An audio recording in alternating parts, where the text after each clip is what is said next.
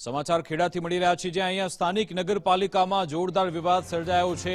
ખેડામાં નડિયાદ મહાનગરપાલિકામાં સફાઈ કર્મચારીઓનો વિવાદ વકર્યો છે। છેલ્લા 2 દિવસથી સફાઈ કર્મચારીઓ હડતાલ પર ઉતર્યા છે। પોતાની અલગ અલગ રજૂઆતને લઈ, પ્રશ્નોને લઈ અહીંયા હડતાલ પર છે। પારસ સર્કલ પર સફાઈ કરતી કોર્પોરેશનની ટીમને પણ રોકવામાં આવી હતી।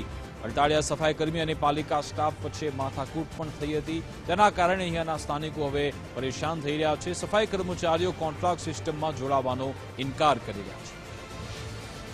મહાનગરપાલિકામાં સફાઈ કર્મચારીઓ તથા અન્ય કર્મચારીઓ માટે વધારાના કર્મચારીઓની પણ આવશ્યકતા હોય, જેથી કરીને મહાનગરપાલિકાએ આઉટસોર્સિંગ એજન્સી થ્રુ કર્મચારીઓ લેવાનું નક્કી કરે અને આ મુજબ આ પ્રક્રિયા શરૂ કરી। જે દરમિયાન નગરપાલિકા સમયના જે જૂના કર્મચારીઓ છે એ કર્મચારીઓને નવી સિસ્ટમમાં નવા કાયદા નિયમ મુજબ સેટ કરવા માટે એજન્સી થ્રુ લેવા માટેની તેમને જાણ કરેલી, જેમાં મોટાભાગના કર્મચારીઓ એજન્સી થ્રુ આવવા માટે કામગીરી કરવા માટે સહમત થયેલા અને એ કર્મચારીઓ એ મહાનગરપાલિકામાં એજન્સી થ્રુ જોઈન થઈ ગયેલા છે।